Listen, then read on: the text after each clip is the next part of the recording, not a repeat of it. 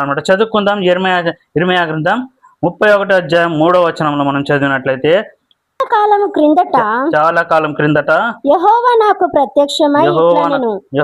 ప్రత్యక్షమై ఇట్లా నేను శాశ్వతమైన ప్రేమతో నేను నిన్ను ప్రేమించుచున్నాను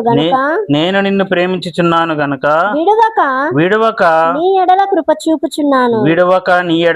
చూపుచున్నాను. ఈ మాట ఎవరు చెప్పింటున్నారంటే స్వయాన యేసుక్రీస్తు ప్రభు ఈ మాట తెలియపరుచుంటున్నాడు అనమాట. క్రొత్త నిబంధనలను చూస్తే యేసుక్రీస్తు ప్రభు ఉంటున్నాడు. పాత నిబంధనలను చూస్తే అందరు ఎవరని పిలుస్తుంటున్నారు?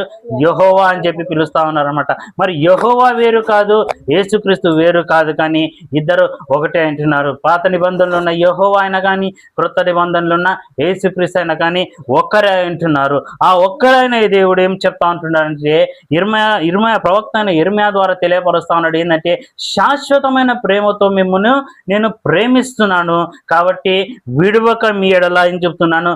కృప చూపుచున్నాను అంటున్నాడు అనమాట. శాశ్వతమైన ప్రేమతో మనల్ని ప్రేమిస్తా ఉన్నాడు. ఆయన శాశ్వతమైన ప్రేమతో ప్రేమిస్తా ఉన్నానని చెప్తున్నాడు. అట్లయితే ఈ ప్రేమ ఎప్పటి నుంచి స్టార్ట్ అయింది ఆయనలో?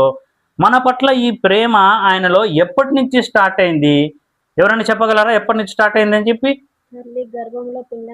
ఈ ప్రేమ ఆయనకి మన పట్ల ఎప్పటి నుంచి స్టార్ట్ అయిందంటే, ఎఫెసీయులకు రాసిన పత్రిక 1వ అధ్యాయం 4 నుంచి 6 వరకు మనం చదివినట్లయితే, 4 నుంచి 6 వరకు మనం చదివినట్లయితే, జగత్ పునాది వేయబడక మునిపే ఆయన క్రీస్తులమని ప్రేమతో ఏర్పరచుకున్నాడు. అంటే ఎలాగంట?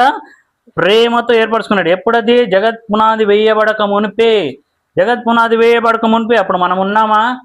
లేదు. అప్పుడు ఏమే కానీ సృష్టిలో ఏమే కానీ లేకున్నాయి అనమాట. అప్పుడు ఉన్నది ఎవరు మాత్రమే? కేవలం యేసుక్రీస్తు మాత్రమే ఉంటున్నాడు. అప్పుడే ఆయనలో ఉన్న మనలని ఎంతగానో ప్రేమించు